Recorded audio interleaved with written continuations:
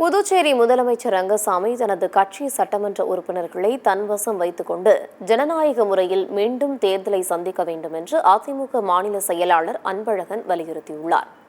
இது தொடர்பாக செய்தியாளர்களை சந்தித்த அவர், புதுச்சேரியில் தற்போது நிலவி வரும் ஆளும் கூட்டணி அரசின் விரிசலை பயன்படுத்தி பல அரசியல் கட்சியினர் ஆட்சி மாற்றத்தை ஏற்படுத்த தயாராக இருப்பதாக தெரிவித்தார்.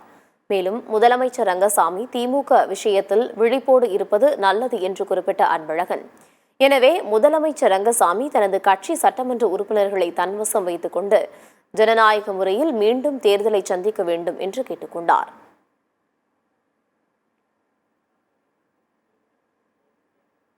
சட்டமன்ற உறுப்பினர்கள் கட்சி மாறுவதற்கும் பல சட்டமன்ற உறுப்பினர்கள் விலை போவதற்கும் ஒரு சில அரசியல் கட்சிகள் இதை பயன்படுத்திக் கொண்டு ஆட்சி மாற்றத்திற்கு தயாராக இருப்பதும், ஒரு சில அரசியல் கட்சிகள் கூட்டணி கட்சிகளே கைட்டு விட்டுக் கொண்டு வேறு கட்சியோடு துணையோடு ஆட்சி மாற்றம் செய்வதற்கும் நிறைய வாய்ப்புகள் இருப்பதா தெரியுது.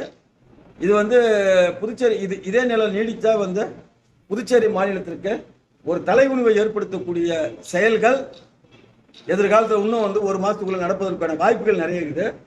அதனால தான் நாங்கள் சொல்றோம், மாண்பு முதலமைச்சர் அவர்கள் தன்னுடைய கட்சி சட்டமன்ற உறுப்பினர்களை தன் வசம் வைத்துக் கொண்டு ஜனநாயக ரீதியில் மீண்டும் பொதுத் தேர்தலை சந்திப்பதற்கு அவர் தயாராகும்.